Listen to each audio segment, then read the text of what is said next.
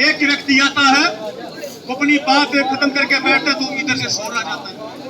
और हम बात तो आंदोलन की कर रहे हैं, आंदोलन तो अनुशासित लोग चलाते हैं। और जैसे जहां पर सभी लोग यहाँ पर बैठे हैं, अभी थोड़ी देर पहले प्रधान जी कह रहे थे कि गांव के लोग नेतृत्व करेंगे। मैं ये कह रहा हूं कि ये गांव का मामला तब तक था, ये तब तक गांव का मामला था जब इस गांव के बीच में था। अब ये मामला बाहर चला गया, अब ये मामला बाहर का है। अब तय निर्णय लेंगे ये समाज के लोग, ये हरियाणा के लोग, ये दिल्ली के लोग, ये राजस्थान के लोग। अब ये इस गांव का मामला नहीं रहा समाज के लोग।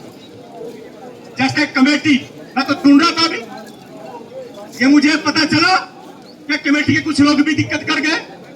भाई कल गांव के लोग भी दिक्कत कर जाए तो उसका जिम्मेदार कौन होगा? वो बेटी इस गांव की नहीं, अब वो पूरे भारत देश की बेटी है। देखो, कम से कम, हाँ जी एक मिनट,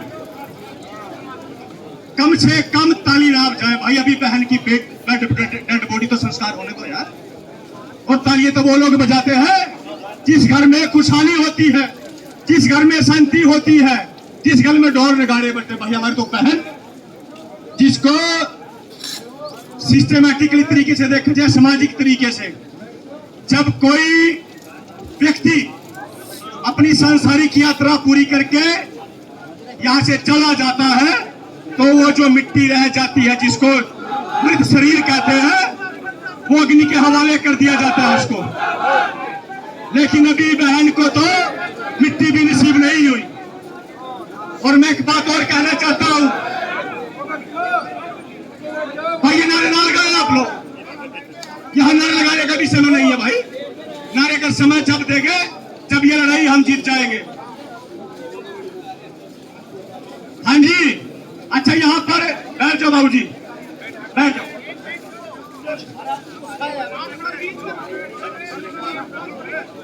हाँ जी, मैं कुछ बात कहना चाहता हूं, सुनने के लिए तैयार है?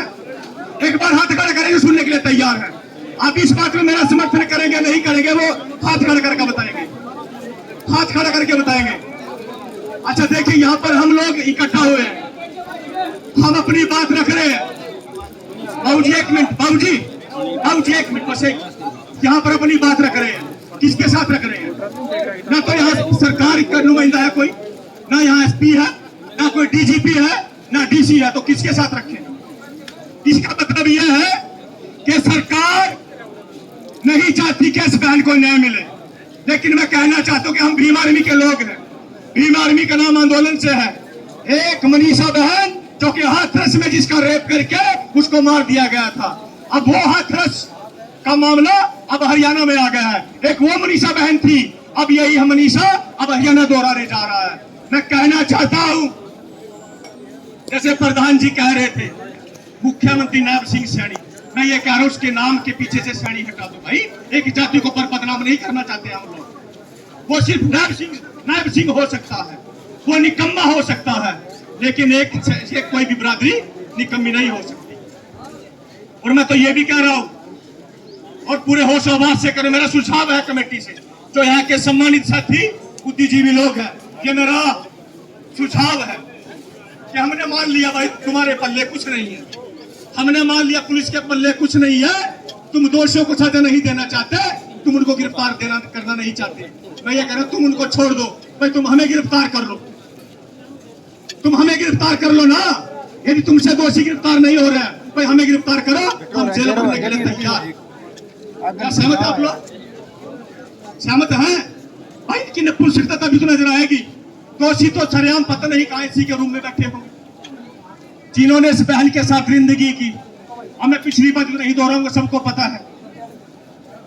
जैसे प्रधान जी ने कहा कि गला काटने तो सारा काम थोड़ी, फिर अपने बॉडी के अंदर के पार्ट के छेड़खानी, यार कहा इन पर लोग थोड़ी ना यार, हम कोई पर लोग हैं भाई। मैं भी पैसे से वकील हूँ और आंदोलनकारी व्यक्ति हूँ। मैं प्रदेश अध्यक्ष हरियाणा का, क्या हमें पागल बना के जा रहे हैं? ये भाजपा की सरकार इस पब्लिक को, तो भाई हमने तुमको सीएम बना दिया, तुम हमें पागल बना रहे हो, यही नाम है इस जनता का भाई। तुमको तो हमने, जैसे प्रधान जी ने बताया कि मुखिया बना दिया, मुखिया का अधिकार होता है और मुखिया का फर्ज होता है कि परिवार की बेटी की सुरक्षा उसके हाथ में होती है। वो पूरा हरियाणा वो हमारा मुखिया है, हमारे घर के मुखिया है। मैं ये कह रहा हूं नायब सैनी जी, सैनी छोड़ दो, नायब सिंह जी, कि यदि तुमसे कुछ नहीं होता तो इस्तीफा दो, तो इस्तीफा दो। और मैं ये कह रहा हूं लास्ट शब्दों में कि संस्कार नहीं होने देंगे, और इतनी बड़ी गलती ना कर देना।